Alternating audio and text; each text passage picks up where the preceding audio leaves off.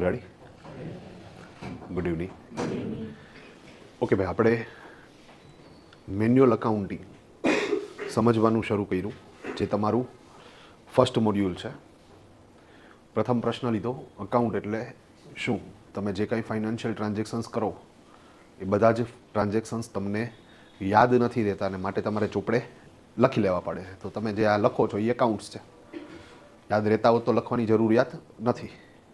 તો પાછો નવો પ્રશ્ન એ થાય કે સાહેબ ઘરે મમ્મીએ હિસાબ લખે, ઘરવાળી હિસાબ લખે, દૂધવાળો કાર્ડની અંદર હિસાબ લખે, ચાવાળો ડાયરીની અંદર હિસાબ લખે, તો આ બધા એ નામું તો લખે જ છે, તો એ એકાઉન્ટ કહેવાય? હા, 100% કહેવાય. પણ એ એકાઉન્ટ લખવાની જે રીત છે એ છે એક નોંધી. એક નોંધીનો મતલબ એક નોંધ એવો નહીં, પણ તમે મનથી જે હિસાબ લખેલો છે, ઉધાર જમાના નિયમો જાણ્યા વગર જે હિસાબો લખો છો, હિસાબી ધોરણોને ફોલો કર્યા વગર કે હિસાબી ખ્યાલોને ફોલો કર્યા વગર જે હિસાબ લખો છો એ એક નોંધી છે. ઇન્કમટેક્સ ડિપાર્ટમેન્ટ એક નોંધીને માન્યતા નથી આપતું. પછી પાછા નવા પ્રશ્નો જનરેટ થાય, તો હિસાબી લખવાની પદ્ધતિઓ કેટલી છે, ધોરણો કયા કયા છે? તો આપણે સમજ્યા કે ભાઈ હિસાબી લખવાના ધોરણો સિસ્ટમ બે છે. એક કેશ બેઝ સિસ્ટમ અને એક mercantile system. Cash base system America, Europe country, Australia, New Zealand, Africa, Britain, આ બધા દેશમાં જે નાના વેપારીઓ છે એ કેશ બેઝ સિસ્ટમથી અકાઉન્ટિંગ કરે છે. એશિયાના શાર્ક દેશો છે એ બધા મર્કન્ટાઇલ સિસ્ટમથી અકાઉન્ટિંગ કરે છે.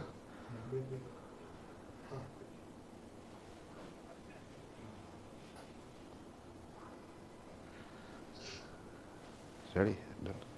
હા, વિચિત્ર આઈટમ છે. દર 3 મિનિટે બધાયનો વાક છે. અઘરી સિસ્ટમ છે. રેડી કે? હાલો ડન. ક્યાં હતા? હા, ઓકે. કેશ બેઝ છે એ ઇન્ટરનેશનલ સિસ્ટમ છે અને મર્કન્ટાઇલ છે ઇન્ટરનેશનલ સિસ્ટમ નથી. Cash base America, Europe country, Australia, New Zealand, Africa અને બ્રિટનમાં મર્કન્ટાઇલ સિસ્ટમ, એશિયાના શાર્ક દેશોમાં. મર્કન્ટાઇલ સિસ્ટમ માટે બીજું એક નામ છે અને એ છે વેપારી ધોરણો, ગુજરાતી નામ, અને અક્રુઅલ સિસ્ટમ, અંગ્રેજી નામ. તો વેપારી ધોરણો બોલું કે મર્કન્ટાઇલ સિસ્ટમ બોલું કે અક્રુઅલ સિસ્ટમ બોલું, બધું એક જ. અને હજી એક ઓળખાણ છે એશિયન ટર્મિનોલોજી, પણ એ એટલું બધું યુઝમાં આવતું નથી. સુપર ભાઈ, ક્લિયર છે? તો કેશ બેઝ અને મર્કન્ટાઇલ એકચ્યુઅલમાં શું છે એ આપણે સમજતા હતા. તો કેશ બેઝની અંદર આઉટસ્ટેન્ડિંગ એક્સપેન્સીસ અને આઉટસ્ટેન્ડિંગ ઇન્કમ કન્સિડર નથી થતા. મર્કન્ટાઇલની અંદર outstanding expenses, outstanding income consider થાય છે. લાસ્ટ લેક્ચરમાં આપણે એ વાત ક્લિયર કરી કે થિયરિકલ જે કેશ બેઝ છે, જેને આપણે 100% કેશ બેઝ બોલીએ, એમાં એકેય આઉટસ્ટેન્ડિંગ કન્સિડર ન થાય. અને મર્કન્ટાઇલ છે એમાં બધા જ આઉટસ્ટેન્ડિંગ કન્સિડર થાય થિયરિકલ. પણ જો પ્રેક્ટિકલ ઇમ્પ્લિમેન્ટ કરવાની વાત આવે તો એ રીતે લખેલું એકાઉન્ટ પ્રેક્ટિકલ બને જ નહીં. અને એના માટે થઈને આપણે લાસ્ટ લેક્ચરમાં ડિસ્કસ કરતા હતા સન્ડ્રી ડેટર્સ અને સન્ડ્રી ક્રેડિટર્સ. સન્ડ્રી ડેટર્સ એટલે ગ્રાહકો, જેને તમે માલ ઉધારે વેચો. સન્ડ્રી ક્રેડિટર્સ એટલે વેપારીઓ, જેની પાસેથી તમે માલ ઉધારે ખરીદ કરો છો. હવે સાહેબ, તમે કોઈ ગ્રાહકને માલ ઉધારે વેચો છે ફેબ્રુઆરી મહિનામાં અને એના પૈસા આવે છે એપ્રિલ મહિનામાં, તો ભલે 2 મહિના પછી જ આવ્યા, પણ તમે ફાઇનાન્શિયલ યરના દ્રષ્ટિકોણથી જુઓ તો તમે એક ફાઇનાન્શિયલ યરમાં માલ વેચો છે અને એના પછીના ફાઇનાન્શિયલ યરમાં પૈસા આવ્યા છે. હવે જો તમે 100% આઉટસ્ટેન્ડિંગ ઓમિટ કરી નાખો તો એવા કેસમાં કેશ બેઝની અંદર જ્યારે માલ વેચો ત્યારે એન્ટ્રી જ ન થાય, જ્યારે એના પૈસા આવ્યા ત્યારે જ એન્ટ્રી થાય. અને એવા કેસની અંદર 31 માર્ચે તમારે કયા ગ્રાહક પાસેથી કેટલા રૂપિયા લેવાના છે એની તમને ખબર જ ન પડે. એટલે જ્યારે પ્રેક્ટિકલ ઇમ્પ્લિમેન્ટ કરવાની વાત આવે ત્યારે એ એક વસ્તુ મગજમાં રાખજો કે 100% કેશ બેઝ ક્યારેય એપ્લાય ન જ થાય. તો માત્ર ને માત્ર એક્સપેન્સ માટે અને ઇન્કમ માટે જ કેશ બેઝ આવશે. બીજા બધા ટ્રાન્ઝેક્શન્સ મર્કન્ટાઇલમાંય એ જ રીતે નોંધવાના અને કેશ બેઝમાં પણ એ જ રીતે નોંધવાના. મર્કન્ટાઇલમાં પણ આઉટસ્ટેન્ડિંગ કન્સિડર કરવાનું અને કેશ બેઝની અંદર પણ આઉટસ્ટેન્ડિંગ કન્સિડર કરવાનું. તો અહીંયા પ્રશ્ન એ થાય કે તો સાહેબ આપણે એને 100% કેશ બેઝ કે 100% મર્કન્ટાઇલ થોડું કહી શકાય? આ તો ના કહી શકાય. આપણે એને નામ આપશું મિશ્ર સિસ્ટમ, મિક્સ સિસ્ટમ. ભાઈ ક્લિયર છે? તો ભવિષ્યમાં ઇન્ડિયાની અંદર પણ સાહેબ જ્યારે કેશ બેઝ આવશે ત્યારે 100% વાળું આવશે નહીં. સાથે સાથે આપણે એક્ઝામ્પલ સમજી ગયા કે કેશ બેઝની અંદર આઉટસ્ટેન્ડિંગ એક્સપેન્સીસ કન્સિડર થતા નથી અને કેશ બેઝની અંદર આઉટસ્ટેન્ડિંગ ઇન્કમ પણ કન્સિડર થતી નથી. મર્કન્ટાઇલમાં થશે. આપણે લાઇટ બિલનું એક્ઝામ્પલ લીધું હતું કે નોર્મલી લાઇટ બિલ 6 દર 2 મહિને એક બિલ આવે તો આપણું ફાઇનાન્શિયલ યર શરૂ થતું હોય 1 એપ્રિલથી. લાઇટ બિલની સાયકલ પણ પહેલી એપ્રિલથી જ શરૂ થાય તો પહેલું બિલ એપ્રિલ મેનું, જૂનમાં આવ્યું જૂનમાં ચૂકવાઈ ગયું, જૂન જુલાઈનું, ઓગસ્ટમાં આવ્યું ઓગસ્ટમાં ચૂકવાઈ ગયું, ઓગસ્ટ સપ્ટેમ્બરનું, ઓક્ટોબરમાં આવ્યું ઓક્ટોબરમાં ચૂકવાઈ ગયું, ઓક્ટોબર નવેમ્બરનું, ડિસેમ્બરમાં આવ્યું ડિસેમ્બરમાં ચૂકવાઈ ગયું, ડિસેમ્બર જાન્યુઆરીનું, ફેબ્રુઆરીમાં આવશે ફેબ્રુઆરીમાં ચૂકવાઈ જશે અને છેલ્લું બિલ ફેબ્રુઆરી માર્ચનું આવશે એપ્રિલમાં. નેચરલી ચૂકવાશે એપ્રિલમાં. જો આપણે કેશ બેઝ મુજબ એકાઉન્ટ લખતા હશું તો 6 બિલ પૈકી ખાલી 5 જ બિલ ચડાવવાના થશે. 6ઠું બિલ જ્યારે આવશે અને ચૂકવાશે ત્યારે એન્ટ્રી કરશું. પણ જો મર્કન્ટાઇલ મુજબ એકાઉન્ટ લખતા હશું તો 5 બિલ ચડી ગયા છે, 6ઠું બિલ ચડાવવાનું બાકી છે તો આઉટસ્ટેન્ડિંગ આપણે પ્લસ કરશું. અને એટલે આપણે ગઈકાલ સમજ્યા કે તમારે જે બાકી ઉમેરો આઉટસ્ટેન્ડિંગ પ્લસ કરો. એ જે હવાલો છે એ હવાલો મર્કન્ટાઇલ સિસ્ટમ છે એટલે છે, કેશ બેઝની અંદર એ હવાલો આવતો નથી. સાથે સાથે આપણે ઇન્કમ સંબંધિત એક એક્ઝામ્પલ લઈ લીધું હતું કે ભાઈ ફોર એક્ઝામ્પલ ભાઈ છે એ પોતે જોબ કરે છે ઇન્સ્યોરન્સ કંપનીમાં, 10,000 એનો પગાર છે તો એણે એપ્રિલથી જોબ શરૂ કરી અને એપ્રિલથી જ આપણું વર્ષ શરૂ થતું હોય તો એપ્રિલમાં જે કાંઈ કામ કર્યું એનો પગાર એને મેમાં મળશે, મેમાં કામ કર્યું એનો પગાર જૂનમાં મળશે, ફેબ્રુઆરીનો પગાર માર્ચમાં મળશે અને છેલ્લો મહિનો માર્ચ મહિનો છે એનો પગાર એપ્રિલમાં પડશે. તો 31 માર્ચે જ્યારે વર્ષ પૂરું થાય ત્યારે 11 મહિનાનો પગાર એના બેંક ખાતામાં જમા થઈ ગયો છે, હજી 12મા મહિનાનો પગાર બાકી છે. તો આપણે આખા વર્ષની જ્યારે એકાઉન્ટિંગની અંદર આવક કન્સિડર કરીએ ત્યારે 1,10,000 કરવી કે 1,20,000 કરવી.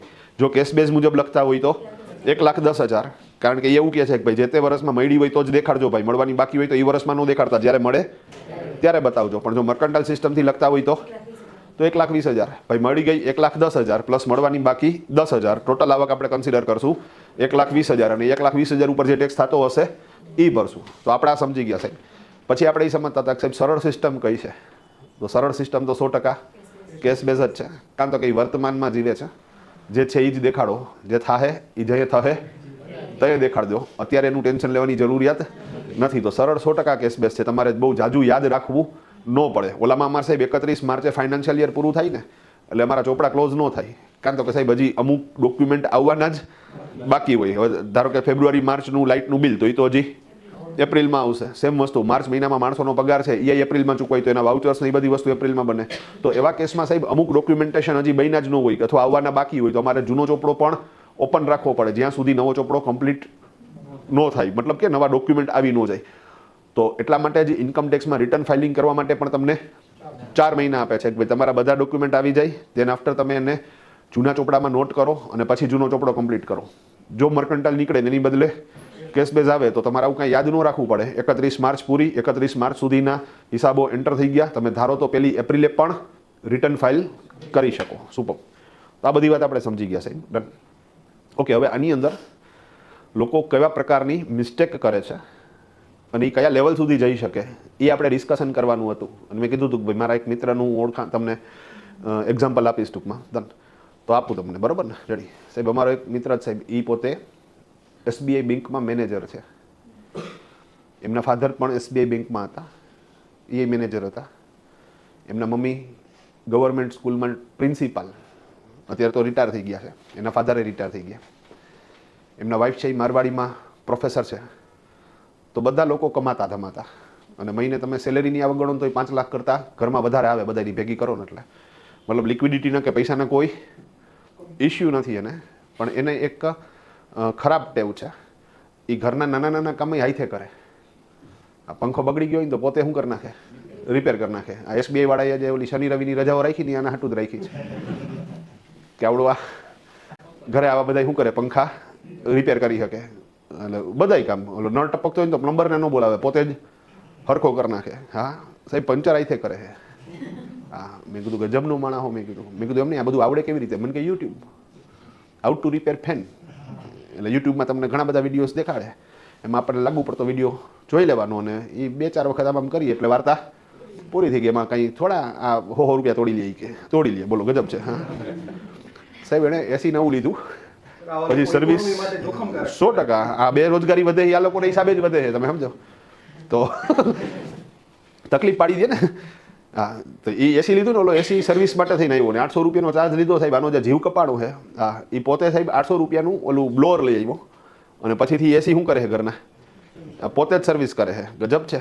ઓલાને બોલાવીને પેલા શીખી લીધું કેવી રીતે થાય છે. તો ગજબ છે, પણ અદ્ભુત માણસ છે. હવે સાહેબ એ આવું બધું કરે ને એમાં વાંધો નહીં, એણે રિટર્ન અહીંથી ફાઇલ કર્યા. મેં કીધું આ તો તે મોટું પાપ કર્યું. મેં કીધું આ તે મારા પેટ ઉપર લાત મારી. હા, હવે આપણે સાહેબ એકાઉન્ટિંગ કરીએ, હવે અહીંથી રિટર્ન ફાઇલ કરવા માંડે તો આપણો ધંધો તો જાય ને. હા, પણ ગજબનો. મેં કીધું એમ નહીં, આ પંચર તને આવડે કરતા. મેં કીધું એ તો અઘરું છે. મને કે એમાં કાંઈ નથી, કે ટ્યુબલેસ ટાયરમાં કે ઓલી વાટ ભરાવાની હોય, કે આ ખોટા 200 તોડી લઈ, કે ગજબ છે. હા, તો એન્જોયમેન્ટ. પણ રિટર્ન અહીંથી ફાઇલ કર્યું અને એ કરી શકે, કોઈ અઘરી વાત નથી. હા, ડન. હવે એકચ્યુઅલી શું સિસ્ટમ હતી ને એ હું તમને કહું. એ પહેલાં એક થોડીક પૂર્વજ્ઞાનની વાત કરી દઉં કે સેલેરાઇડ એમ્પ્લોય હોય ને એને અંડર સેક્શન 44 AD મુજબ બુક્સ ઓફ અકાઉન્ટ્સ તૈયાર કરવાના થતા નથી. દેશી ભાષામાં ચોપડા ચિતારવાના થતા નથી. એમને એ લોકો જ્યાં પણ કામ કરે છે એ એમ્પ્લોયર તરફથી 16 નંબરનું એક ફોર્મ મળે અને 16 નંબરના ફોર્મ ઉપરથી ડાયરેક્ટ રિટર્ન તૈયાર થાય, ITR 1 કરીને. આ બધું આવશે જ્યારે આપણે ઇન્કમ ટેક્સ સમજવાનું ચાલુ કરશું ત્યારે. તો ITR 1 કરીને એક ફોર્મ આવે. તો તમારે ચોપડા નથી લખવાના, તમારું 16 નંબરનું ફોર્મ લેવાનું, પોર્ટલમાં ITR 1 ખોલવાનું અને આમ ફોર્મમાં જોતું જવાનું અને ડેટા ફીડ કરતો જવાનો. બધો ડેટા ફીડ થઈ જાય, સબમિટ કરો એટલે વાર્તા પૂરી. હવે એણે એના પપ્પાનું રિટર્ન તૈયાર કર્યું. એના પપ્પા પેન્શનર છે અને તમે એક્ઝામ્પલ સમજી શકો એ હેતુથી હું બહુ સીધા સાદા ફિગર્સ લઉં છું. તો સાહેબ એના પપ્પાને પેન્શન આવે 20,000 રૂપિયાનું, એટલે એને વર્ષે ટોટલ આવક થશે 2,40,000. અને માની લો કે એના પપ્પાને 5 લાખ રૂપિયા બાદ મળે છે, તો પ્રેક્ટિકલી 2,40,000માં ઇન્કમ ટેક્સ કેટલો થશે? 0 થશે. હવે એના પપ્પા જ્યારે રિટાયર થયા ને સાહેબ, ત્યારે એમને ઓલું PF આવ્યું હોય, ગ્રેચ્યુઇટી આવેલી હોય, તો એ ટોટલ એમાઉન્ટ આવી હતી ફોર એક્ઝામ્પલ 20 લાખ રૂપિયાની, અને એણે 20 લાખ રૂપિયાની FD મૂકી દીધી. એ FD એણે એવી રીતે મૂકી કે એ 8 વર્ષે ડબલ થાય, મતલબ 8 વર્ષે 20 લાખના 40 લાખ થાય. નોર્મલી પેન્શનર હોય ને તો એને પોતાની રોજબરોજની જરૂરિયાતો પૂરી કરવા હાટું FD એવી રીતે મૂકતા હોય કે મહિને મહિને વ્યાજ આવે કે 3 મહિને વ્યાજ આવે, પણ આને કોઈ ઘરમાં લિક્વિડિટીનો ઇસ્યુ નથી. તો એણે એવી રીતે મૂકી કે મને 8 વર્ષે સીધા ડબલ થઈને આવે. તો એણે માની લો કે 10%ની FD મૂકી, એટલે 20 લાખ રૂપિયાની FD 10% વાળી. તો તમને એમ થાય 10% વાળી તો સાહેબ એ 16 લાખ જ એડ થાય, પણ આમાં કમ્પાઉન્ડ ઇન્ટરેસ્ટ આવતું હોય ને. જેમ કે પહેલા વર્ષે સાહેબ 20 લાખ ઉપર 10% લેખે 2 લાખનું વ્યાજ થયું, બીજા વર્ષે એ ઇન્ક્લુડ થયું, કારણ કે 2 લાખનું વ્યાજ આપણે લીધું તો નથી, તો આપણું પ્રિન્સિપલ એમાઉન્ટ થઈ ગયું 22 લાખ રૂપિયાનું. તો 22 લાખ રૂપિયાના 10% તો 2,20,000નું વ્યાજ થયું. એમ એ ઇન્ક્લુડ થતા માની લો કે 8 વર્ષે શું થઈ જાય છે, એ ડબલ થઈ જાય છે, 20 થઈ જાય છે. હવે આ સિસ્ટમ છે, બરાબર. હવે સાહેબ આને ભૂલ શું કરી તમે સમજો. એના પપ્પાની જે રિટર્નમાં આવક દેખાડવાની હોય એ એને ઓલા 16 નંબરના ફોર્મ ઉપરથી 2,40,000ની દેખાડી દીધી. હવે આ FDનું જે વ્યાજ છે 2 લાખ રૂપિયાનું, પેલા વર્ષનું તો 2 લાખ થાય. એ એણે આવક તરીકે દેખાડવાનું કે નહીં દેખાડવાનું, પહેલાં તો એ ડિસાઈડ કરો. ભાઈ મળ્યું નથી હો, મળશે ક્યારે? 8 વર્ષ પછી મળશે, એક સાથે મળશે. અત્યારે કાંઈ હાથમાં આવ્યું નથી. હવે મને એ ક્લિયર કરો કે દેખાડવાનું કે નહીં દેખાડવાનું. તો કે સાહેબ 110% દેખાડવાનું, કારણ કે આપણે અકાઉન્ટ કઈ સિસ્ટમથી લખીએ છીએ? મર્કન્ટાઇલ સિસ્ટમથી. મર્કન્ટાઇલ સિસ્ટમ શું કહે છે? જે તે વર્ષની આવક જે તે વર્ષમાં બતાવો, પછી એ આવક મળી હોય કે મળવાની બાકી હોય. આ કલાકારે ન દેખાડ્યું. જો દેખાડ્યું હોત તો એની પપ્પાની આવક 2,40,000ની બદલે 4,40,000 દેખાત. અગેન તોય ટેક્સ તો નો જ આવત, પણ દેખાડી નહીં આવક, અનડિસ્ક્લોઝડ ઇન્કમ થઈ ગઈ. જણે રિટર્ન ફાઇલ કરી દીધું, પછી આવી રીતે 3 વર્ષના રિટર્ન નાખી દીધા. મતલબ ખરેખર બીજા વર્ષે એણે શું કરવું જોતું હતું? 2,40,000ની પગારની આવક, એટલે કે પેન્શનની આવક, અને સામે 2,20,000, કારણ કે હવે થોડુંક વ્યાજ શું થયું હોય, વધ્યું હોય, તો એ એની ઇન્ટરેસ્ટની આવક. એમ ટોટલ એણે આવક વધારે દેખાડવાની જરૂરિયાત હતી, એ કર્યું નહીં. અને આવી રીતે 3 વર્ષના રિટર્ન ફાઇલ કરી દીધા. પછી વચ્ચે એમણે એના એક ફ્લેટ લીધો એના પપ્પાના નામે અને એની લોન કરાવી, અને એ આઈબુલમાં કરાવી. આઈબુલ ફાઇનાન્સમાં એણે લોન કરાવી. તો અહીંયા આઈબુલ ફાઇનાન્સમાંથી ઓલું લિસ્ટ પકડાવે ને કે આટલા ડોક્યુમેન્ટ આપો. હવે એમાં એકાદું લિસ્ટમાં નામ હતું ને એ એને સમજાતું નહોતું કે એક્ઝેક્ટલી આ શું કહેવા માંગે છે. તો એનો ફોન આવ્યો મને કે ભાઈ કામ હતું તારું. એ કે મેં કીધું વાંધો નહીં, આવી જ જા. મેં કીધું હા. તો એ બધું ડેટા લઈને આવ્યો. મને કે આમાં બધો ડેટા માંગ્યો છે, ટ્રેડિંગ એકાઉન્ટ ને, પ્રોફિટ એન્ડ લોસ એકાઉન્ટ ને, બેલેન્સ શીટ ને, ITRની કોપી ને, પાન કાર્ડની વિગત ને, ઈમેલ એડ્રેસ ને. એમાં એ કે કાંઈ જોતો કોમ્પ્યુટેશન ટેબલ લખેલું છે. તો કે કોમ્પ્યુટેશન ટેબલ એટલે શું? બધું સ્ટેટમેન્ટ ઓફ ઇન્કમ. જો તારે સ્ટેટમેન્ટ ઓફ ઇન્કમનું પન્નું છે, મને કે છે. મેં કીધું બસ એને જ કોમ્પ્યુટેશન ટેબલ કહેવાય. હવે અહીંયા પાછું ઘણા નહીં તકલીફ હશે, સ્ટેટમેન્ટ ઓફ ઇન્કમ નથી ખબર ને કોમ્પ્યુટેશન ટેબલ નથી ખબર. તો એનો શુદ્ધ ગુજરાતીમાં મતલબ થાય છે ટેક્સની ગણતરી દર્શાવતું પત્રક. ફરીથી, ટેક્સની ગણતરી દર્શાવતું પત્રક. દેશી ભાષામાં તમે જે ટેક્સ કેલ્ક્યુલેટ કરો તો એ જે સ્લેબ મુજબ ટેક્સ ગણો, કાંઈ ડિડક્શન બાદ લ્યો, અને એ જે પેજ તૈયાર થાય ને કે આટલો ટેક્સ ભરવાનો થાય, તો એ કેલ્ક્યુલેશન તમે ક્યાંક તો કર્યું છે, તો એ પેજને શું કહેવાય સાહેબ? કોમ્પ્યુટેશન ટેબલ અથવા તો સ્ટેટમેન્ટ ઓફ ઇન્કમ. મજાની વાત, માર્કેટમાં બે નામ પ્રચલિત છે. અમુક લોકો સ્ટેટમેન્ટ ઓફ ઇન્કમ બોલે છે, અમુક લોકો કોમ્પ્યુટેશન ટેબલ બોલે છે. સિમ્પલ. જો મેં કીધું આવડું હોય સ્ટેટમેન્ટ ઓફ ઇન્કમ જ દેવાનું. મને કે રેડી. પછી મને કે જોઈ લે તો ફાઇલ બરોબર છે કે નહીં. મેં કીધું આ શેની ફાઇલ છે? મને કે આઈબુલમાં મારે આ બધો ડેટા દેવાનો છે, લોન લીધી, હોમ લોન લેવાની છે. મેં તો એસબીઆઈમાંથી લેવાય. મને કે એસબીઆઈ વાળા છે ને એ દસ્તાવેજ વેલ્યુના 60% જ આપે છે, અને આ લોકો દસ્તાવેજ વેલ્યુના કંઈક 150% આપે છે. પ્લસ એ કે રેટ ઓફ ઇન્ટરેસ્ટ એસબીઆઈ કરતાં ઓછા છે. એ કે તો ભલે ને આપણી એસબીઆઈ ઘરની છે કે પણ અહીંથી જ લેવી છે કે. મેં કીધું ઓકે. હવે સાહેબ એને ઓલા ડેટા અને રિટર્ન ને બધું દેખાડ્યું ને તો આપણે તો શું જ્યાં તકલીફ હોય એ દેખાય. મેં કીધું એમ નહીં, આ તે બાપુજીની એફડીના વ્યાજની આવક તો દેખાડી નથી. મને કે હરખું જોઈ કે એફડી મૂકી છે ને આપણે, એ 8 વર્ષ હાટું મૂકી છે. મતલબ એ વ્યાજ મળશે એ ક્યારે મળશે? 8 વર્ષ પછી મળશે. મેં કીધું ભાઈ વાત બરોબર છે, પણ આપણે દર વર્ષે એ વ્યાજને શું કરતું જવું પડે? એડ કરતું જવું પડે આવક તરીકે. મને કે આવક થઈ નથી તો કેવી રીતે આવક તરીકે કન્સિડર કરવું? કે તું હરખું જોઈ કે એ 8 વર્ષ પછી મળશે, દર વર્ષે કે દર મહિને મળતું નથી. મેં કીધું મને ખબર પડે છે, પણ મેં કીધું આ તારે દર વર્ષે શું કરવું પડે? ઉમેરવું પડે. મને કે કેવી રીતે? એ કે મળે 8 વર્ષે તો 8 વર્ષે દેખાડવાનું હોય ને. મેં કીધું ઊભો રે ભાઈ, દેખાડવું પડે એ તો કન્ફર્મ છે, પણ હવે તું નથી સમજતો તો તને તારી ભાષામાં સમજાવું. મેં કીધું પહેલાં મેં કીધું તું ગૂગલ નહીં પૂછ કે ભારતમાં એકાઉન્ટિંગ લખવા માટે કઈ સિસ્ટમ પ્રચલિત છે. એટલે ગૂગલે જવાબ આપ્યો એક્રુઅલ સિસ્ટમ, એટલે કે મર્કન્ટાઇલ સિસ્ટમ. કીધું હવે ગૂગલ નહીં પૂછ અથવા યુટ્યુબને પૂછ ટૂંકમાં કે ભાઈ મર્કન્ટાઇલ સિસ્ટમ મુજબ એકાઉન્ટિંગ લખતા હોય તો એફડીનું વ્યાજ છે એને આવક તરીકે કેવી રીતે કન્સિડર કરવું. એટલે યુટ્યુબની અંદર નાખ્યું તો યુટ્યુબમાં વિડીયો આવ્યો હોત તો એ થઈ ગઈ સાહેબ કે વિડીયો એફડીના વ્યાજનો જ હતો. વાય? તો કે સાહેબ ઇન્ડિયામાં એફડી છે ને એ દરેકના ઘરમાં છે. ઇન્વેસ્ટમેન્ટ જ્યારે આપણે કરવાનું શરૂ કરીએ ને ત્યારે આપણો પ્રથમ પ્રેમ જ એફડી છે. તમે સમજી ગયા વસ્તુ? તો દરેક પાસે એફડી છે સાહેબ. હવે ધીરે ધીરે થોડોક માહોલ ચેન્જ થાય છે અને લોકો શેર બજાર બાજુ અને મ્યુચ્યુઅલ ફંડ બાજુ જાય છે. બાકી લોકો એફડીને જ જેન્યુન ઇન્વેસ્ટમેન્ટ માને છે. હા, તો આને યુટ્યુબની અંદર વિડીયો એનો જ હતો. હા, એ વિડીયો કંઈક 5 વર્ષ માટેનો હતો. એણે ટૂંકમાં 1 લાખ રૂપિયા પર વ્યાજ ને 5 વર્ષ સુધી કેલ્ક્યુલેટ થાય એવી રીતે સમજાવ્યું. પણ એણે એ વસ્તુ ક્લિયર કરી કે ભાઈ ટૂંકમાં દર વર્ષે વ્યાજ ભલે નથી મળતું પણ તમારે એને આવક તરીકે તો દેખાડવું જ પડશે. અને સેમ વસ્તુ જે તમે હમણાં વાત કરી કે ભાઈ ફોર્મ 26S ની અંદર પણ એ આવક તરીકે દેખાતું હોય તો તમારે એને મેચ તો કરવું પડે. હા, આ 26S જે અપડેશનવાળી પ્રક્રિયા છે એ બધી હવે હમણાંના વર્ષોમાં શરૂ થઈ પ્રેક્ટિકલી. નહીંતર પહેલાં TDS વાળી વિગતો જ શું થતી 26S આવતી. હવે તો સાહેબ બધા જ પાન કાર્ડ વાળી વિગતો શું થાય છે એમાં આવી જાય છે. તો મેં કીધું આ તકલીફ તો થઈ ગઈ. મને કે શું થાય હવે આનું સોલ્યુશન? મેં કીધું જો પાછલા 1 જ વર્ષનું રિટર્ન તારું ખોટું લખાણું હોત ને તો આપણે એને રિવાઇઝ કરી નાખત. અહીંયા એક મગજમાં રાખજો કે તમે છેલ્લા 1 જ વર્ષનું રિટર્ન રિવાઇઝ કરી શકો છો. તમે કીધું છેલ્લા 1 વર્ષનું રિટર્ન હોત ને તો રિવાઇઝ કરી નાખત. હવે આ રિવાઇઝ નહીં થાય કારણ કે આમાં 3 વર્ષનો લોચો છે. તો મને કે આમાં શું થઈ શકે? મેં કીધું આ જે રકમ છે ને એ જ્યારે પણ પકડાય, અત્યારે લગી તારી જલાડી નહીં એ વાત અલગ છે, પણ જ્યારે પણ પકડાય ત્યારે અનડિસ્ક્લોઝડ ઇન્કમ કન્સિડર થાય અને એના ઉપર તારે ટેક્સ પેનલ્ટી ભરવી પડે. અને અહીંયા બીજી મજાની વાત, હવે ઓલા સ્લેબનો બેનિફિટ નહીં મળે. એ અનડિસ્ક્લોઝડ ઇન્કમમાં મને કે કેટલો ટેક્સ આવે? મેં કીધું મિનિમમ 30%. પછી પેનલ્ટી 200% સુધીની એડ થાય, પણ આ હ્યુમન એરર કન્સિડર થાય તો એ 200%ની પેનલ્ટી ન લાગે માની લ્યો, પણ 3% તો લાગે જ. મને કે કેટલા રૂપિયા ટેક્સ થાય? મેં કીધું 3 વર્ષના ગણને. મેં કીધું પહેલા વર્ષે 2 લાખની આવક, બીજા વર્ષે 2,20,000ની આવક, ત્રીજા વર્ષે 2,40,000ની ગણો તો ટોટલ 3 વર્ષની આવક કેટલી થઈ? 6,60,000. જે ચોપડે દેખાડવાની હતી પણ દેખાડી નથી. તો 6,60,000 રૂપિયાની આવક અનડિસ્ક્લોઝડ ઇન્કમ તરીકે કન્સિડર થાય અને એના 30% એટલે 6 લાખના 30% 1,80,000, 76,000 અને 60,000ના 30% એટલે 18,000 એટલે 1,98,000 ઓલમોસ્ટ 2 લાખ. બધું 2 લાખ જેવો તારે શું થાય આમાં ટેક્સ ભરવો પડે. હવે આને તો છાતીનું પાટિયું બેસી જાય ને, 100 રૂપિયા બચાવ્યા હોય. હા, ઓલું 100 સુનાર કી 1 લુહાર કી. જેટલા પાપ કર્યા ને બધા એકાઈ શું થાય જાહે. મને કે હવે આ કેમ સોલ્વ કરવું? એ કે બધું હાલો કાંઈક તો કરશું. મેં કીધું ડન. હવે મજાની વાત સાહેબ, અહીંયા ઓમ તો ખોટો જ નંદવાઈ ગયો ને, કારણ કે પ્રેક્ટિકલી જુઓ તો જો દર વખતે દેખાડતો જાત તો ટેક્સ આવત જ નહીં. મને કે શું કરવાનું? મેં કીધું ભાઈ આમાં લીગલી તો તારે ટેક્સ ભરવો પડે. મને કે ઇલીગલી? મેં કીધું ઇલીગલી હું નથી કરતો. તો ઇઝી હે ના, કાંઈ વાંધો નહીં, ડન હે. તમે મારું છાતીને પાટી બહાર દીધો રડિયા.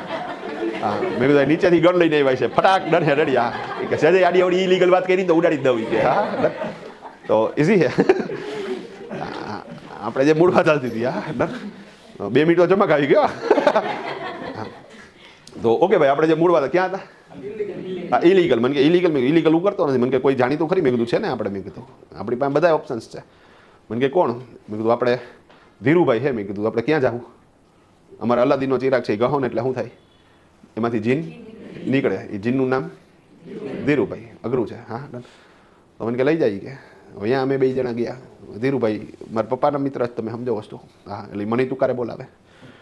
તો એની કેબિનની બહાર જ અમે 2 જણા પહેલાં બેઠા. પછી એણે જોયું સીસીટીવીમાં લઈ કે મોકલો. એટલે હું પહેલાં અંદર ગયો ઓલી ફાઇલ લઈને. હવે મને કે શું કે તમે ક્યાં ફરવા જાવ છો? મેં કીધું ક્યાંય ફરવા ન જવું, આ એક પ્રોબ્લેમ છે. મેં કીધું એને ફાઇલ આપી ને સાહેબ તો ફાઇલ જોઈને મારી ઉપર ખાર ખાઈ ગયા. મને કે એફડીનું વ્યાજ તો દેખાડ્યું જ નથી કે. મેં કીધું અડવારીઓ એટલે જ આવ્યો છું. એફડીનું વ્યાજ નથી દેખાણું.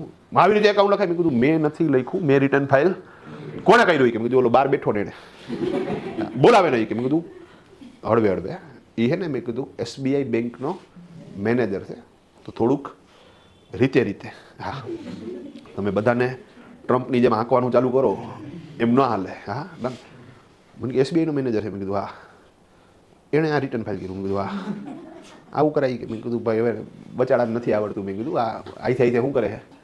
આ ફાઇલ કરે છે. મેં કીધું એનું કાંઈ ધંધો તો રિટર્ન ફાઇલ કરવાનો છે નહીં. અને ગુસ્સેથી નો વાત કરતા. મેં કીધું આપણે અહીંયા એક પ્રોબ્લેમ શું છે ખબર? આપણે કોકની ઉપર ગુસ્સો કરીને સાહેબ તો એ સ્ટેટસ જોઈન કરી. હા SBIનો મેનેજર તો કે ના એની યારે ખરાબ રીતે વર્તન ન કરે. હવે એની બદલે ઓલો ચોકીદાર હોય નીચે તો આપણે એને ગાયરું દેતા હોય. અમારે ઘણા છે અહીંયા સાહેબ. ઓલા ચોકીદાર બચાડાને શું કરે? એ ગારું દે. હા અર્થાત તમારા દાદાની ઉંમરની વ્યક્તિ છે તો તમારાથી તુકાર હોય ન દેવાય. તમે એને ગાળો દેશો ખાલી કામ ચોકીદારીનું કરે છે એટલે. અને કઈ બાબતે દે એમ? હવે 2 લાઈન સ્કૂટરની છે તો હવે આગળની લાઈન ભરેલી છે, પાછળની લાઈનમાં કોઈ સ્કૂટર રાખતું હોય ને તો એને ખાલી ઓલો એટલી સૂચના આપે કે સાહેબ હેન્ડલ લોક ના કરતા. કારણ કે ઓલું પાછલું સ્કૂટર કાઢવું હોય તો એ બહાર પોતે કાઢી લે, ઓલાનું નીકળી જાય પાછું ગોઠવી દે. હેન્ડલ લોક હોય તો ન થાય તો ઓલો એમાં ગાયરું દે. હા એ કે આ ચોરાઈ જાય તો તારો બાપ દેહે પૈસા. કે અરે ભાઈ આ બધી ડિસ્કશન કરવાની ક્યાં જરૂરિયાત છે? તું વાત નથી સમજતો? આટલી ખરાબ મેન્ટાલિટી તમારી. લિફ્ટમેનને ગારો દેતા હોય તો બહાદુરી તો યાદ નીકળે છે તમારી. હા ડન. અમુક દિવસ સ્કૂટર ભટકાણું હોય તમારું અને તમે જો બુલેટ છે એની ઉપર જય માતાજી લખ્યું છે એ લે. હા ડન. હા અહીંયા બોલશો ઊંચે અવાજે નહીં બોલો ને, પણ એની બદલે એક્ટિવા હોય ને એની ઉપર જય જિનેન્દ્ર લખ્યું હોય તો તમે શાંત અને સરળ માણસો છે એને જ શું કરો છો? ટાર્ગેટ કરો છો સાહેબ. હા તમારી બહાદુરી યાદ નીકળે છે. ઇઝી સિસ્ટમ છે. તો આ ગજબ વસ્તુ છે. ગુસ્સો કરવાનો નથી. તો અહીંયા જીતુભાઈ મને કે મેં કીધું SBIનો મેનેજર છે આપણે એને કંઈ કહેવાનું થતું નથી. મેં કીધું મને કે ખાતા ખોલ દે. મેં કીધું આ ખોલ દે. હા બધાના પાછા સાહેબ કંઈક ને કંઈક ઇન્ટરેસ્ટ લેવલ હોય. હા બધું થઈ જાય ખાલી એનો પ્રોબ્લેમ સોલ્વ કરો. બોલાવી કે અંદર. હા ડન. બે હેડો બોલાને કે આમાં 30% ટેક્સ પેનલ્ટી 2 લાખ રૂપિયા થાય. મેં કીધું એ મેં એને કહી દીધું. હવે આને અલગ રસ્તેથી સોર્ટ આઉટ કરવું હોય તો ભાઈ અગેન હવે પહેલાં ડિસ્ક્લેમર આપી દઉં આ ઇલીગલ પ્રેક્ટિસ છે તો હું સજેસ્ટ નથી કરતો. પણ હવે પ્રોબ્લેમ થઈ ગયો તો સોર્ટ આઉટ કેવી રીતે થાય ભાઈ? ક્લિયર છે આખી વસ્તુ? ડન. તો એણે મને કે કામ કરી કે ધર્મેશ આવતા વર્ષે છે ને કે એનું ITR 4 ફાઇલ કરી કે. મેં કીધું ઓકે. હવે પાછું નવું ડિસ્ક્લેમર. ડન. હવે ITR 4 ફાઇલ કરતો આમાં ઘણી વખત શું થાય સાહેબ અમારી એકાઉન્ટન્ટની લેંગ્વેજ અને વકીલની લેંગ્વેજ એમાં અમે વાતચીત કરી લઈને તો બાજુવાળાને ખબર ન પડે કારણે હું ડિસ્કશન કર્યું. તમે સમજી ગયા? ઓકે પહેલાં ડિસ્કશન કરાવું છું. ડન. મને કે તું છે ને આવતા વર્ષે આનું ITR 4 ફાઇલ કર. મેં કીધું પણ સેલેરાઇડ પર્સન છે આને ITR 1 લાગુ પડે, ITR 4 નો લાગુ પડે. ITR 4 ફાઇલ કરશું તો આપણે બુક્સ ઓફ અકાઉન્ટ્સ તૈયાર કરવા પડશે. મને કે કર બુક્સ ઓફ અકાઉન્ટ્સ તૈયારી કે.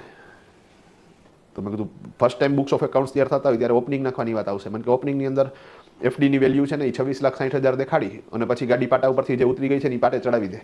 મેં કીધું ઓકે. હવે ઓલો બેઠો મારી સામું જોવે. હા કે આ ડિસ્કશન શું કરે છે? થોડું તમને અત્યારે સમજાતું હોય છે પણ એકચ્યુઅલી આમાં શું નિયમ છે તો કે પ્રેક્ટિકલી સેલેરાઇડ પર્સનને ITR 4 ફાઇલ કરવાની જરૂરિયાત નથી. હવે તમને થાય ITR 4 શું છે તો કે ITR 4 તમે જ્યારે કોઈ ઇન્ડિવિજ્યુઅલ વ્યક્તિ માટે રિટર્ન ફાઇલ કરો ને ઇન્ડિવિજ્યુઅલ ITR 1 કરી શકે, ITR 4 કરી શકે. હા જો ITR 1 કરવું હોય તો પછી એને સેલેરીની જ ઇન્કમ હોવી જોઈએ. સમજી ગયા? પણ ITR 4 છે ને સાહેબ એમાં સેલેરીની હશે તોય ચાલશે, અધર હશે તોય ચાલશે. ઇન્ડિવિજ્યુઅલ છે ITR 4 ફાઇલ થશે પણ ITR 4 ફાઇલ કરવા માટે થઈને બુક્સ ઓફ અકાઉન્ટ્સ તૈયાર કરવા જરૂરી છે. હવે જેને અત્યાર લગી જરૂરિયાત જ નહોતી આ એક નવી પ્રોસેસ અમને ધીરુભાઈએ શું કરાવડાવ્યું? એડ કરાવડાવી ભાઈ આ એક પ્રોસેસ તમે એડ કરો કે હવે એની અંદર શું થાય કે એના બાપુજીનું અત્યાર લગીનું જેટલા રિટર્ન ફાઇલ થયા એમાં આજની લગી ક્યારેય બુક્સ ઓફ અકાઉન્ટ્સ તૈયાર થયા છે નથી થયા. એનો મતલબ કે જો હું હવે નેક્સ્ટ ફાઇનાન્શિયલ યરમાં એનું ITR4 તૈયાર કરીશ તો વેરી ફર્સ્ટ ટાઈમ અત્યાર સુધીમાં નથી થયા વેરી ફર્સ્ટ ટાઈમ એના બાપુજીના બુક્સ ઓફ અકાઉન્ટ્સ તૈયાર થશે. હવે એક બુક્સ ઓફ અકાઉન્ટ્સ તમે તૈયાર કરો ને તો એનો નિયમ છે દેશી ભાષામાં નામું લખો તો એનો એક નિયમ છે. તમે કોઈ પણ વ્યક્તિનું નામું લખો અને પહેલી વખત લખો તો તમારે એ વ્યક્તિ માટે એનું ઓપનિંગ બેલેન્સ શીટ મૌલિક રીતે તૈયાર કરવું પડે. શબ્દ પકડજો ભાઈ, જો સાંભળો યાદ રાખો એ અલગ વસ્તુ છે, પ્રોપરલી સમજો એ અલગ વસ્તુ છે. ડન. તમે કોઈનું પહેલી વખત એકાઉન્ટ લખો તો તમારે એ વ્યક્તિનું પહેલી વખત લખો છો એટલે એક મૌલિક બેલેન્સ શીટ તૈયાર કરવું પડે. હા, એ પહેલી વખત જ કરવાનું છે કારણ કે એક વખત આ વર્ષના અકાઉન્ટ્સ લખાશે તો આ વર્ષે જે ક્લોઝિંગ બેલેન્સ શીટ તૈયાર થશે એ જ ક્લોઝિંગ બેલેન્સ શીટ એના પછીના વર્ષમાં ઓપનિંગ બેલેન્સ શીટ તરીકે આવશે. પછી પાછું એ વર્ષનું એકાઉન્ટ લખાય એટલે એ વર્ષનું ક્લોઝિંગ બેલેન્સ શીટ આવે, એ પાછું એના પછીના વર્ષે ઓપનિંગ બેલેન્સ તરીકે આવે. પણ પહેલી વખત તમારે એક ઓપનિંગ બેલેન્સ શીટ એટલા માટે તૈયાર કરવાનું કે તમે જે વ્યક્તિનું રિટર્ન ફાઇલ કરો છો એ વ્યક્તિ કમાય છે તો ઘણા બધા વર્ષોથી, એણે કમાયેલા રૂપિયામાંથી જે બચત કરેલી છે એ એણે ઘણી બધી જગ્યાએ ઇન્વેસ્ટ કરેલી છે. જો અત્યાર સુધી બેલેન્સ શીટ બનતું હોત તો એણે જ્યાં જ્યાં રૂપિયા રોકાણા હતા એ દર વર્ષે શું થતા જાત એના બેલેન્સ શીટમાં એડ થતા જાત, શો થતા જાત અને એનો ટોટલ અત્યાર સુધીનો રોકાયેલો રૂપિયો કેટલો છે એના બેલેન્સ શીટમાંથી તમને ખ્યાલ આવત. હવે બન્યું જ નથી તો પછી આપણે જોવું પડે કે ભાઈ આજની તારીખે એ વ્યક્તિ પાસે કેટલા રૂપિયા રોકાયેલા છે અને કઈ કઈ જગ્યાએ છે. આ એક જ વખત તમે ડેટા આપી દો, પછીથી તો દર વખતે એ ડેટા અપડેટ થશે, રિવાઇઝ થશે. ભાઈ આ ગેમ સમજાણી તમને? હવે એમના પપ્પા 65 વર્ષના છે, હવે એ જ્યારે 18 વર્ષના 20 વર્ષના હતા ત્યારથી જ નોકરીએ લાગી ગયા હતા તો સાહેબ ત્યારથી પગાર આવવાનો ચાલુ થઈ ગયો હતો. હવે શરૂઆતમાં તો સાહેબ પગારમાંથી ખાલી ઘર હાલતું, કંઈ બચત થતી નહીં, પણ થોડીક બચત થઈ અને સાહેબ 25મા વર્ષે એમણે એક મકાન લીધું. તો જો ત્યારથી જ એના બેલેન્સ શીટ બનતા હોત તો એના પપ્પા જ્યારે 25 વર્ષના થયા, મતલબ કે આજથી ગણો તો 40 વર્ષ પહેલાં, ત્યારે એના બેલેન્સ શીટમાં એ મકાન એસેટ્સ બાજુ ચડત ને, અને એક વખત ચડી ગયું અને પછી જો વેચાણું નથી તો દર વર્ષે એ બેલેન્સ શીટમાં શું થતું જાય, કેરી ફોરવર્ડ થતું જાય, ખેંચાતું જાય. ભાઈ ક્લિયર છે આખી વસ્તુ? પછી એના પપ્પા જ્યારે 30 વર્ષના થયા ત્યારે સાહેબ એમણે માની લો કે એક પ્લોટ લીધો તો હવેથી એના બેલેન્સ શીટમાં બે વસ્તુ બોલત, મકાનય બોલે અને પ્લોટય બોલે. હવે 35 વર્ષના થયા ત્યારે એણે સ્કૂટર લીધું, બજાજ, બુલંદ ભારત કી બુલંદ તસવીર હમારા બજાજ. ડન. તો હવે એના બાપુજીના બેલેન્સ શીટમાં 3 વસ્તુ બોલે, તમે સમજી ગયા? પછી 40 વર્ષના થયા તો મારુતિ વેન લીધી તો હવે 4 બોલે. ઓકે, હવે આમાં કઈ કઈ વસ્તુ બોલાવડાવવાની? તો કે એવી દરેક વસ્તુ બોલાવડાવવાની કે જ્યાંથી રૂપિયો પાછો આવે, જે રોકાયેલો રૂપિયો છે. રોકાયેલો રૂપિયાનો મતલબ જ થાય કે જ્યાંથી રૂપિયો પાછો આવે. પછી જરૂરી નથી કે નાખ્યો હોય એટલો જ આવે, વધારે આવે, ઓછો આવે, છેલ્લે ભંગારનો ભાવ આવે, પણ કંઈક તો આવે. કાર વેચો તો રૂપિયા પાછા આવે તો એનો મતલબ કે બેલેન્સ શીટમાં દેખાડવાનું. ઓકે, જમીન વેચી, મકાન વેચ્યું, રૂપિયા પાછા આવે તો બેલેન્સ શીટમાં દેખાડવાનું. માની લો કે ગોલ્ડ પરચેસ કર્યું હોય તો દેખાડવાનું. ઓકે, FD મૂકી હોય તો દેખાડવાનું. શેરમાં રૂપિયા રોક્યા હોય તો દેખાડવાનું. ઓકે, PGVCL નું કનેક્શન લીધું અહીંયા ડિપોઝિટ આપી તો દેખાડવાનું. હા, PGVCL નું લાઇટનું બિલ ભર્યું તો નહીં દેખાડવાનું, કાં તો કે સાહેબ થોડા પાછા આવવાના છે. દેશી ભાષામાં બેલેન્સ શીટમાં કઈ કઈ વિગતો? તો કે સાહેબ જ્યાં જ્યાંથી રૂપિયો પાછો આવે તો એવી વિગતો દર વર્ષે શું થતી જાત એના બેલેન્સ શીટમાં એડ થતી જાત. પછી માની લો કે સાહેબ 10 વર્ષ પહેલાં એણે ઓલી મારુતિ વેન હતી વેચી રાખી અને સ્વિફ્ટ લીધી તો હવે એના બાપુજીના બેલેન્સ શીટમાં સ્વિફ્ટ આવી ગઈ હોય ને, ઓલું બજાજ વેચી રાખ્યું ને એની બદલે એક્ટિવા લીધું તો હવે એક્ટિવા. તો તાજુમાજુ આજની તારીખે શું છે એ જોવાનું. તો જે બાકી બધી મિલકતો તમે ઓપનિંગ તરીકે ખેંચો, એવી જ રીતે ધીરુભાઈ આપણને એવું સજેસ્ટ કર્યું કે તમે FD તરીકે 26,60,000 દેખાડો. અહીંયા તમે સેન્સ સમજો, પહેલી વખત છે, તમે જે કે હોય સરકાર શું કરશે માની લે. હવે ખરેખર તો FD 20 લાખની હતી પણ 3 વર્ષનું વ્યાજ ઇન્ક્લુડ થતાં હવે FDની વેલ્યુ કેટલી થઈ ગઈ? હવે 26,60,ની FD તમે બેલેન્સ શીટમાં દેખાડો અને ધેન આફ્ટર એ વર્ષે જે એનું પ્રોફિટ એન્ડ લોસ એકાઉન્ટ બને. જો આ અકાઉન્ટિંગ પ્રોસેસ કેમ થશે એ તો હું જ્યારે એકાઉન્ટિંગ ભણાવીશ ત્યારે તમને કહીશ, પણ આમાં ફાઇનલ એક્ઝિક્યુટ કેવી રીતે કર્યું એ ખાલી ઉપર છેલ્લી વાત કરું તો એના પ્રોફિટ એન્ડ લોસની અંદર આવક બાજુ હવે એ વર્ષે જે નવા વર્ષે અમે રિટર્ન ફાઇલ કરશું ITR4ની અંદર, એમાં અમે બુક્સ ઓફ અકાઉન્ટ્સ બનાવશું અને એ પ્રોફિટ એન્ડ લોસ ઉપરથી જેની કેટલી આવક થશે એ જજ થશે, નક્કી થશે. તો એમાં અમે પગારની એટલે કે પેન્શનની આવક દેખાડશું 2,40,000 અને હાઈરે એ વર્ષે માની લો 2,60,000 2,80,000 જે ઇન્ટરેસ્ટ છે એ દેખાડી દેવું અને ત્યારથી આપણે દૂધે ધોયેલા થઈ ગયા. મતલબ માની લો કે 5 લાખની ટોટલ આવક થાય છે કે 4,90,000ની ટોટલ આવક થાય તો એ દેખાડી દો. હવે અહીંયા થાય શું તો કે આ ડેટા છે ને એ અલગ ટેક્સ ડિપાર્ટમેન્ટમાં જાય. હવે આ બધા જે લૂપ હોલ્સ હોય ને ઇન્કમ ટેક્સના એ આ ધીરુભાઈને ખબર હોય. તમે સમજી ગયા?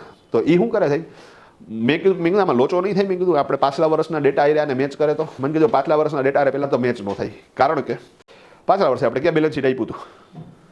આપણે તો ખાલી એ વર્ષની આવક જ 16 નંબરના ફોર્મ ઉપરથી દેખાડેલી છે. સાથે સાથે એ કે રાજકોટની અંદર સેલેરેડ પર્સન માટે રિટર્ન ફાઇલ કરવાની અલગ જગ્યા છે અને અધર રિટર્ન ફાઇલ કરવાની જગ્યા પણ અલગ છે. સેલેરેડ પર્સન માટે રિટર્ન તમારે તૈયાર કરી અને સબમિટ કરો ને તો એ રાજકોટમાં વાત કરું તો અહીંયા ગિરનાર ટોકીઝની બાજુમાં અમૃતા એસ્ટેટ કરીને ઓફિસ છે અને એ ટેલિફોન ઓફિસ તમને ખ્યાલ હોય તો તારની ઓફિસ છે, એમાં જ એનું બિલ્ડિંગ છે. તો સેલેરેડ વાળાના રિટર્ન અમારે અહીંયા જ હતા. આ હું તમને વાત કરું છું જ્યારે ફિઝિકલ રિટર્ન ફાઇલ થતા ત્યારની. હા ભાઈ, ક્લિયર છે? તો સેલેરેડ વાળાના ત્યાં જ હતા. અને સાહેબ આયકર ભવન તમને ખબર તો રિંગ રોડ, તો આયકર ભવને સાહેબ સીવાયના રિટર્ન ફાઇલ થતા. હવે અત્યાર લગીના આના જૂના રિટર્ન ક્યાં ગયા હોય? ગિરનાર ટોકીઝની બાજુમાં. હવે આ નવું ITR 4 ફાઇલ કરી શીખ્યા થાય એ આયકર ભવનમાં જાય. તો મને કે ડિપાર્ટમેન્ટ બદલી જાય કે પ્લસ એ કે પાસ્ટમાં એ કે એ વ્યક્તિ સેલેરેડ છે, ગવર્મેન્ટ ઓફિસર છે, મતલબ કે એનો ડેટા ચેક થવાના ચાન્સીસ ઓછા છે. પણ ઓલો ભેગો આવ્યો તો એને તો ફફડ થાય એ કે માની લો તોય પકડાણું તો તો કે તો 30,000નું સેટલમેન્ટ થાય. અને એ ક્યારે જો પકડાય તો, હા જો ન પકડાય તો વાર્તા પૂરી થઈ ગઈ. ડન. તો એ કે એના હાટું શું કરવાનું? એટલે ધીરુભાઈ મારી હા બધું મને કે કામ કર નહીં કે આનું જે રિટર્ન તૈયાર થઈ રહી કે એમાં છે ને એડ્રેસ છે ને એ તું એડ્રેસ લખે એમાં નીચે લખજે નિયર આમ્રપાલી. મેં કીધું રેડી. ઓલો મારી હા જોયો મને કે અમે આમ્રપાલી પાસે ક્યાં રહી કે હા. મેં કીધું ક્યાં રહેશ? મને કે પંચવટીમાં. મેં કીધું આપણે કુવાડવા છે ગામ, એ તારે નજીક થાય કે આમ્રપાલી નજીક થાય? મને કે આમ્રપાલી. હા તો મેં કીધું બસ ધીરુભાઈ કીધું ને આપણને આપણે શું લખવાનું? નિયર આમ્રપાલી. હવે અહીંયા હું કાંડ થયું એ તમને નહીં સમજાણું હોય, પણ એકચ્યુઅલી સાહેબ આપણને ખબર હોય તો કોર્પોરેશનના જે વોર્ડ હોય ને, રાજકોટ કોર્પોરેશનના વોર્ડ હોય એવી રીતે ઇન્કમ ટેક્સની અંદર પણ વોર્ડ હોય 2, 3 ને 1, 4 ને 1, 6 ને. તમે સમજી ગયા? હવે એમાં માની લો કે આમ્રપાલીનો એરિયો 3, 2 માં આવે છે તો 3, 2 વોર્ડમાં જે એસેસમેન્ટ ઓફિસર હોય ને એ આ ધીરુભાઈનો જાણીતો હોય. આવું હોઈ શકે. તમે સમજી ગયા? તો એ જાણીતો હોય અને એની યારે આનું સેટલમેન્ટ હોય. હવે જો ગાડી પકડાય તો છેલ્લે કોની પાસે જવાની?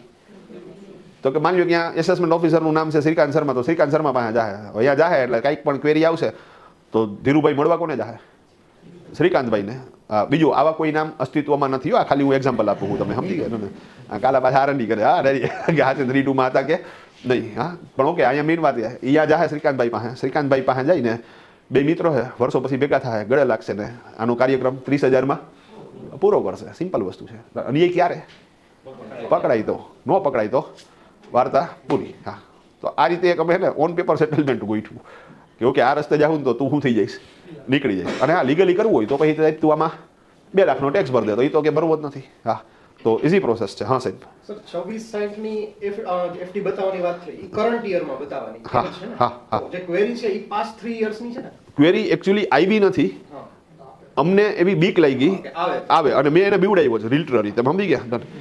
કાં તો કે મને આ બધી વસ્તુ જોઈને પિસાચી આનંદ મળતો હતો. હા આખા ગામના રૂપિયા એને સાહેબ ખાધા છે. તમે સમજો 100 રૂપિયા ઓલા પ્લમ્બર બચાડાવને નથી દીધા. એના છોકરાઓ સાહેબ રોટલી હાટું ટળવડતા હોય અને અહીંથી શું કરી નાખતો હોય? નળ રિપેર કરી નાખતો હોય. ઇઝી સિસ્ટમ છે. તો એ દુઃખી થતો હતો નહીં જોઈને આપણને પિસાચી આનંદ મળતો હતો. હા ડન કે ભાઈ ના ભાઈ સુધરતું ભાઈ, આમાં ઇકોનોમી તારા હિસાબે તો બગડે છે. તો ઇઝી પ્રોસેસ છે. હા ભાઈ. આજે આપણે વાત કરી કે ITR 1 અલગ ડિપાર્ટમેન્ટમાં છે, ITR 4 તો પહેલા હતો. જો બીત ગઈ સો બાત ગઈ. વાત સાચી છે ભાઈ એની. તમે સમજી ગયા? અત્યારે તો આપણે શું છે હવે સ્ટાર્ટિંગમાં ડિસ્કસ કર્યું હતું કે ભાઈ ખાલી 5 નંબર નાખે. હવે કાંઈ ન થાય, પતી ગયું વાત ભાઈ. આ વાત હવે કાંઈ ઓપ્શન નથી ભાઈ. અગેન નવું ડિસ્ક્લેમર. ડન. આ જે સ્ટોરી કરું છું એ પાસ્ટની છે. અત્યારે સાહેબ આવા કોઈ પણ પ્રકારના સેટિંગ થતા નથી તો તમારે વોર્ડ નંબર 3, 2 માં શ્રીકાંતભાઈને ગોતવા જવાનું નથી. રેડી. કારણ કે હવે ફિઝિકલ રિટર્ન નથી. હવે સાહેબ બધા રિટર્ન કેવા થઈ ગયા? ઓનલાઈન થઈ ગયા. અને એ એટલે જ કર્યા, ફેસલેસ સિસ્ટમ કરી. એની પાછળનું રીઝન જ હતું કે સાહેબ કરપ્શન ગવર્મેન્ટને શું કરવું છે? બંધ કરવું છે. કે ભાઈ કરપ્શન થવું ન જોઈએ. સિમ્પલ.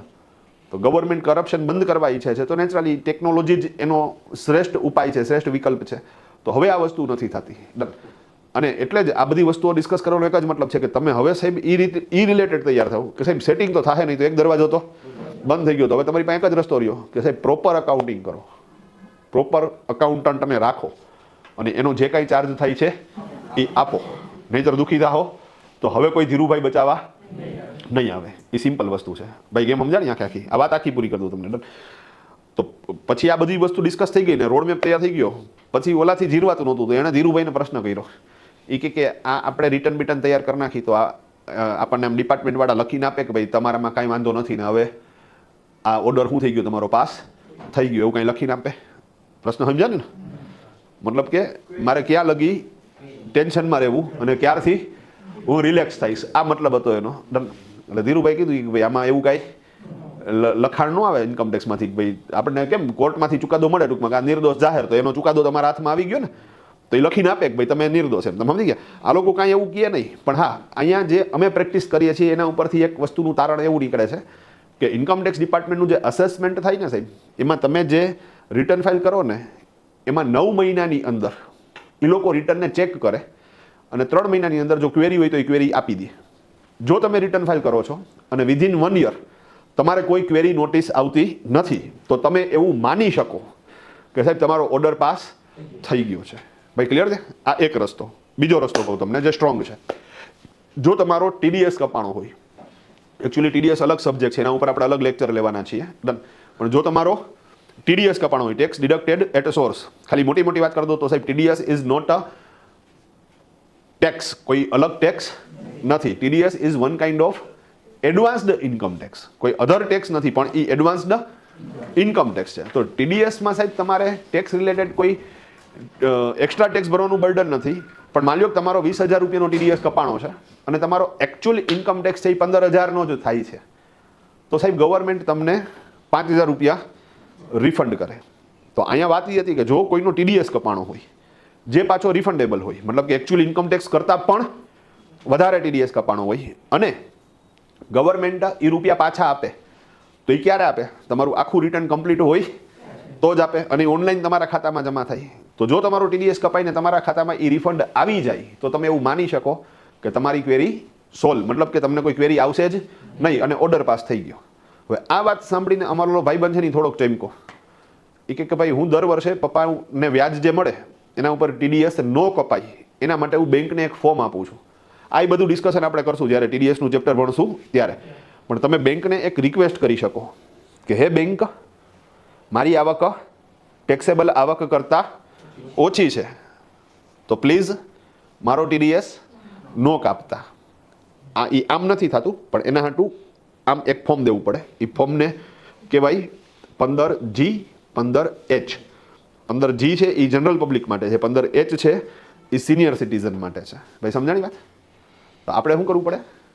એ ફોર્મ દેવાનું. હવે અમારો ભાઈબંધ ઓલરેડી શું કરતો, એ તો પોતે બેંકવાળો છે તો એના પપ્પાનો TDS ન કપાય ને એના માટે દર વર્ષે શું કરતો 15Hનું ફોર્મ આપતો. એ કે આ વખતે હું 15Hનું ફોર્મ નહીં આપું. એટલે લોજિકલી તમે સમજી શકો કે માથે રહીને શું કરાવશે? TDS કપાવડાવશે. હવે હું કામી તમે સમજી ગયા કે જેવું TDSનું રિફંડ આવે એટલે ઓમ જો તો શ્યોર શોર્ટ થઈ ગયો ને કે હવે આ ક્વેરી સોલ્વ, હવે એ જણ શાંતિથી હોઈ શકે. તો એને મારી સામું જોયું, મને કે બરોબર છે. મેં કીધું એકદમ બરોબર છે. મેં કીધું ઠોકો તાલી. મેં કીધું હા. હવે એણે સાહેબ TDS કપાવડાવ્યો અને આ કાર્યક્રમ સેટ કર્યો. પછી મને કે ભાઈ અત્યારે 30,000 દેવાના? મેં કીધું ના ભાઈ અત્યારે નથી દેવાના, જો એમને એમ થઈ ગયું તો પતી ગયું. તો કે શું દેવાનું? હું જમાડી દેજે ને. મેં કીધું ડન હે. હા, કારણ કે તું જેમ મારો ભાઈ બન, જીતુભાઈ અરે ધીરુભાઈ મિત્ર હે. મેં કીધું તો અહીંયા ચિંતા નથી, સિમ્પલ. વચ્ચે 3 મહિના પછી ફોન આવ્યો જણનો. મને કે ધર્મેશભાઈ શું કરો? મેં કીધું ફ્રી. મને કે કામ કરો, ધીરુભાઈને પૂછી લ્યો કે એ કે એ દિવસે કે આપણે લોર્ડ્સમાં જમવા જવું છે. હા હા, મને તારું TDSનું રિફંડ આવી ગયું? મને કે આવી ગયું. કે સાહેબ મફતમાં ભાઈ તું આ લોચડાનું અઘરી વસ્તુ છે પણ અગેન એ સુખી થઈ નીકળી ગયો, વાર્તા પૂરી થઈ ગઈ. ઓકે, હવે આખી સ્ટોરીનો કહેવાનો તાત્પર્ય એક જ હતો કે સાહેબ જો કેસ બેઝ મર્કન્ટાઇલ નથી સમજાતું તો આ બધી તકલીફો થાય છે. પણ આ સ્ટોરી કહેવાનો એક જ મતલબ કે સાહેબ હવે તમે કોઈ દિવસ આ સંબંધિત ભૂલ નહીં કરો. હવે તમારા માઇન્ડમાં સેટ થઈ ગયું છે કે આપણે આઉટસ્ટેન્ડિંગ ઇન્કમને પણ કન્સિડર કરવી પડશે. સમજાણી વાત આખી? આઉટસ્ટેન્ડિંગ ઇન્કમને પણ કન્સિડર કરવી પડશે, ભલે મળી નથી, મળવાની બાકી છે. સુપર. હા હા સુપર. હા હા ઓકે ભાઈ, આનો જવાબ આપી દો. પહેલા પ્રશ્ન સમજાવું છું. કોઈ સેલેરેડ પર્સન છે પણ એણે પોતે પોતાની કોઈ જમીન ભાડે આપેલી છે, તો એવા કેસની અંદર રિટર્ન કેવી રીતે તૈયાર થાય? નો ડાઉટ જ્યારે આઈટીઆર ઉપર આપણે વાત કરશું ત્યારે ડિટેલિંગમાં કરશું, પણ ખાલી મોટી વાત કરી દઉં તમને તો સાહેબ સેલેરેડ પર્સનને જો ખાલી સેલેરીની આવક હોય તો આઈટીઆર 1 બરોબર છે, પણ જો એને કોઈ અધર આવક હોય તમે કીધી એ પ્રકારની તો એના માટે આઈટીઆર 2 કરીને ફોર્મ છે. ભાઈ તમે સમજી ગયા? તો આઈટીઆર 1 ભરી શકતો નથી, એને કયું ભરવું પડશે? આઈટીઆર 2. પણ અગેઇન 1 કોના માટે 2 કોના માટે એવા ટોટલ 7 ફોર્મ છે, જેની પૂર્ણ ડિટેલ્સ જ્યારે આપણે ઇન્કમ ટેક્સ ભણવાનું શરૂ કરશું હું ત્યારે આપીશ. અને એ એટલા માટે પેન્ડિંગ રાખું છું કે હમણાં જ બજેટ આવશે તો પોસિબલ છે કે સાહેબ બજેટની અંદર પણ કોઈ પણ ચેન્જીસ આવે. અને એ પાછું એક ફિક્સ રાખજો કે અહીંયા સેશન દરમિયાન મેં કાંઈ પણ તમને ટેક્સ સંબંધિત વાત કરેલી છે તો તમે એને કાયમી રહે એમ માનીને એઝ ઇટ ઇઝ ફિટ ન કરતા. તમે જ્યારે પણ ઇમ્પ્લિમેન્ટ કરો ત્યારે એક વખત એ વખતે શું નિયમો છે એ એક વખત તમારે પાછું અપડેટ થવું પડશે. હું માત્ર કન્સેપ્ટ તમારા ક્લિયર કરાવડાવું છું. ભાઈ ક્લિયર? હા સાહેબ. સર આજે એફડી એમ કે 8 વર્ષ માટે મૂકી અને છતાંય each and every year consider કરવાની. Okay. મ્યુચ્યુઅલ ફંડમાં સપોઝ ઈ પર્સન ઇન્વેસ્ટ કરે છે તો આખો ફંડા ફરી જાય ને, તો સપોઝ 8 વર્ષે વેચે તો ત્યારે જ ગણાય ને એનો કેપિટલ ગેઇન કે ટેક્સ જે ગણાય ઈચ એન્ડ એવરી યર નથી ગણાતો ને? પરફેક્ટ. ભાઈ જો પ્રશ્ન શું છે એ સમજો. અને આ એક મુદ્દો એવો કે જેમાં મર્કન્ટાઇલ કામ નથી કરતું, અહીંયા કેશ બેઝ કામ કરે છે. પેલા પ્રશ્ન સમજાવું. બેંકની એફડી પેલા વર્ષે 2 લાખનું વ્યાજ મળ્યું તો આપણે 2 લાખનું વ્યાજ એકચ્યુઅલમાં તો નથી મળ્યું, મળશે તો ક્યારે? 8 વર્ષ પછી. પણ તમારે એ દર વર્ષે શું કરતું જવું પડશે? આવક તરીકે કન્સિડર કરતું જવું પડશે. હવે સાહેબે શું વાત કરી તો કે સાહેબ માની લો કે મ્યુચ્યુઅલ ફંડમાં તમે રોક્યા છો, હવે એ 8 વર્ષ માટે રોક્યા છો XYZ ડન. હવે એમાં પહેલા વર્ષે તમને ખબર હોય તો મ્યુચ્યુઅલ ફંડમાં NAP હોય, યુનિટ પ્રાઇસ હોય. હવે 10 રૂપિયા હતા એની બદલે 12 રૂપિયા થયા, તો એનો મતલબ કે તમે માની લો કે 10 લાખ રોક્યા હતા તો એના 12 લાખ થઈ ગયા, તો 2 લાખનો તમને શું થયો? ફાયદો થયો ને. તો વાત એવી કે 2 લાખનો ફાયદો એ વર્ષમાં આવક તરીકે દેખાડવો કે નહીં? ભાઈ 10 લાખની એફડી હતી, એના ઉપર માની લો કે 2 લાખનું વ્યાજ મળ્યું અને હવે એફડીનું ટોટલ વેલ્યુએશન થઈ ગયું 12 લાખ. તો આપણે એફડી 10 લાખની છે એ હવે 12 લાખની દેખાડશું અને 2 લાખની આવક દેખાડશું. ભલે આવક મળી નથી, મળવાની બાકી છે, અને આપણે બે કેસમાં એવું જ માનીએ છીએ કે પૈસા મળશે ક્યારે? તો કે 8 વર્ષ પછી. તો 2 લાખ તમે આવક તરીકે દેખાડો છો. મ્યુચ્યુઅલ ફંડની અંદર માની લો કે 10 લાખ રૂપિયાનું તમે પરચેસિંગ કર્યું છે, એક્વાયરમેન્ટ કર્યું છે, અને હવે એનું વેલ્યુએશન છે એ વર્ષ દિવસ પછી 12 લાખ થઈ જાય છે. તો એ 2 લાખ રૂપિયાની જે આવક થઈ એ આવક તરીકે દેખાડવી કે ન દેખાડવી? તો જો 100% મર્કન્ટાઇલને ફોલો કરો તો દેખાડવી પડે. જેમ એફડીનું વ્યાજ દેખાડો એમ ડોહું આમાંય દેખાડવું જ પડે ને. પણ અહીંયા એક પાછું વચ્ચે પેટા ક્લોઝ ઘુસાડી આ લોકોએ ડન. અને એ ક્લોઝમાં એણે એવી વાત કરી કે જો આવક નિશ્ચિત છે, પકડજો વાત મસ્ત છે, જો આવક નિશ્ચિત છે તો દેખાડો, જો આવક અનિશ્ચિત છે તો એ જ્યારે થાય ત્યાં દેખાડજો. હવે એકચ્યુઅલી તમે 12 લાખ દેખાડી દીધા, પણ હવે તમે સમજી શકો કે ભાઈ મ્યુચ્યુઅલ ફંડની કે શેર માર્કેટની આવક છે એ અનિશ્ચિત છે, એ ફિક્સ હોતી નથી ડન. તો તમે 12 લાખ દેખાડીને 2 લાખ આવક થઈ એમ દેખાડીને એના ઉપર ટેક્સ ભરી દીધો. પોસિબલ છે કે માર્કેટ ડાઉન થયું અને એવા કેસની અંદર પાછી સાહેબ તમારી યુનિટ પ્રાઇસ NAP શું થઈ ગઈ? ઘટી ગઈ. તો જ્યારે ખરેખર વેચો હો ત્યારે સાહેબ અલગ જ ફિગર આવે છે. તો અહીંયા એવી વાત આવી કે ભાઈ ઓકે એફડી ઉપર વ્યાજ છે એ કેવું છે? નિશ્ચિત. તો એ તમારે દર વર્ષે આવક તરીકે દેખાડવાનું. ઓકે અગેન થોડાક બીજા એક્ઝામ્પલ એડ કરીએ. ધારો કે PPFમાં રૂપિયા રાખ્યા છે તો એમાં જે વ્યાજ મળી કેવું છે? નિશ્ચિત. તો PPFમાં જે વ્યાજ છે ને એ તમારે ઇન્ક્લુડ આવક તરીકે કન્સિડર કરવું પડશે. ઓકે કિસાન વિકાસ પત્ર લીધેલા છે તો એમાં પણ ચોખવટ કરી દો, આવક નિશ્ચિત હોય છે તો એમાં પણ ઇન્ક્લુડ ઇન્ટરેસ્ટ તમારે કન્સિડર કરવાનું છે. ઓકે શેર લીધેલા છે 10 લાખ રૂપિયાના, જેની કિંમત 31 માર્ચે શેર વેચ્યા નથી પણ થઈ ગઈ 15 લાખ રૂપિયાની, તો એ 5 લાખ રૂપિયાની આવક દેખાડું નહીં, કારણ કે એકચ્યુઅલી જ્યારે વેચશું ત્યારે કેટલામાં વેચાશે એ નક્કી નથી. એ નક્કી નથી નફો થાય કે નુકસાન થાય, તો એ કેવું છે? અનિશ્ચિત છે. તો શેર માર્કેટની અંદર સાહેબ તમારે દર વર્ષે એનું જે કંઈ અપડેટેડ વેલ્યુ છે એ દેખાડવાની થતી નથી, ત્યાં એકવાર એમાઉન્ટ દેખાડવાની થશે. સેમ વસ્તુ મ્યુચ્યુઅલ ફંડ છે તો મ્યુચ્યુઅલ ફંડ લોકોને ખ્યાલ છે કનેક્ટેડ ટુ શેર માર્કેટ. તો જેમ શેર માર્કેટ અનિશ્ચિત છે એમ મ્યુચ્યુઅલ ફંડ પણ અનિશ્ચિત છે. તો એવી જ રીતે SIP સિસ્ટમેટિક ઇન્વેસ્ટમેન્ટ પ્લાન એ પણ અનિશ્ચિત છે. તો સાહેબ તમે શેર માર્કેટ, મ્યુચ્યુઅલ ફંડ અને SIP એ બધી જ વસ્તુઓ માટે થઈને દર વર્ષે અપડેટેડ એમાઉન્ટ દેખાડવાની નથી. તો પછી સાહેબ એમાં જ્યારે વેચશું ત્યારે ટેક્સ લાગશે. હા એક્ઝેક્ટલી. હવે જ્યારે વેચશું ત્યારે ટેક્સ લાગશે તો જે તે વર્ષે તો આવક તરીકે નહોતી દેખાડી ને, એટલે જે તે વર્ષે ઇન્કમ ટેક્સ તો નહોતો ભર્યો, તો જ્યારે વેચશો ત્યારે તમારે ભરવાનો ટેક્સ. પણ એ ઇન્કમ ટેક્સના દ્રષ્ટિકોણથી કન્સિડર નથી કરવાનો. એનું કેલ્ક્યુલેશન કરવા માટે થઈને એક અલગ મેથડ આપી છે અને એ જે ટેક્સ છે એને નામ આપ્યું છે કેપિટલ ગેઇન ટેક્સ. તો ઘણા બધાને ખ્યાલ છે કે ભાઈ શેર માર્કેટમાં જે આવક થાય છે એના ઉપર તમે કયો ટેક્સ ભરો છો? કેપિટલ ગેઇન ટેક્સ ભરો છો. તો એ જ લોજિકથી તમે કોઈ મકાન પરચેસ કર્યું, વર્ષ દિવસ પૂરું થયું, મકાનનું વેલ્યુએશન વધ્યું, તો એ તમારો નફો જ છે ને.